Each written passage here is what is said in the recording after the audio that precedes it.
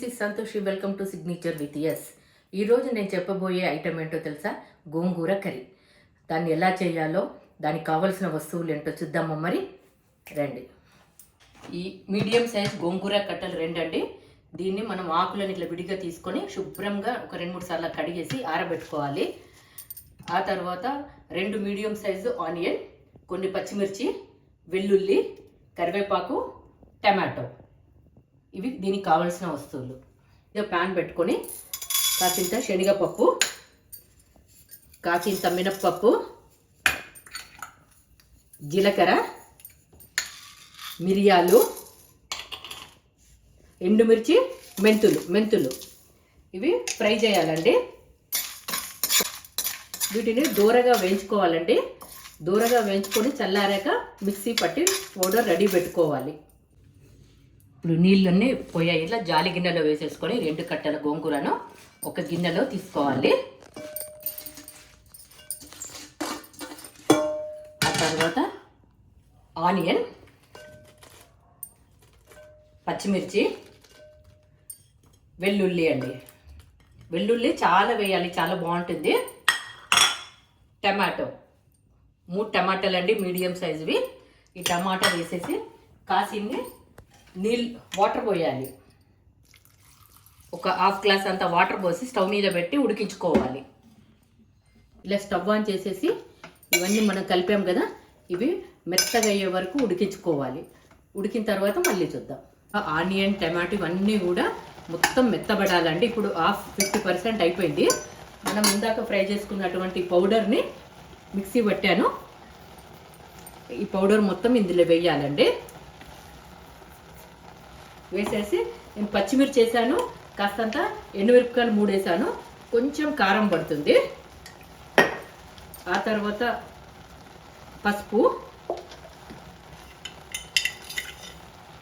సరిపోయేంత ఉప్పు,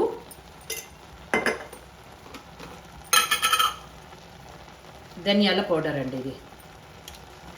ఇవి వేసేసి మళ్ళీ ఒకసారి మూత పెట్టేసి సిమ్ము మీద ఇంకా కాసేపు ఉడికించాలి. ఇవన్నీ మగ్గాయండి. ఇప్పుడు మనం దీంతో ఇలా మెత్తగా రుద్దుకోవాలి. ఇట్లా 10 నిమిషాలు ఉడికించి చాలా మెత్తగా ఇట్లా రుద్దుకోవాలి. రుద్దుకొని మళ్ళీ ఇంకొక ప్యాన్ తీసుకోవాలి. మనము ఈ పక్కన పెట్టేసుకొని 3 టీ స్పూన్స్ అంతా ఆయిల్ వేసుకోవాలండి. ఆయిల్ వేడయ్యాక ఆవాలు, జీలకర్ర పోపు పెట్టాలన్నమాట. ఇదండి కాసింత మినప్పప్పు,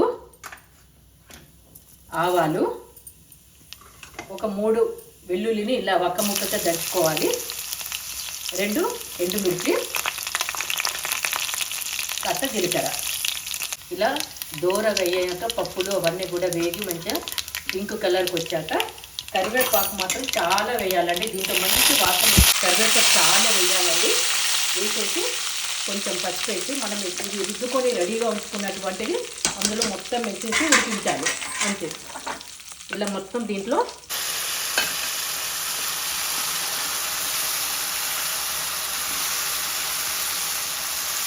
దీన్ని ఒక 5 మినిట్స్ పాటు స్టవ్ మీద చిన్న మంట పైన ఉంచి ఈ ఆయిల్ పైన వచ్చేసే వరకు ఉంచాలండి.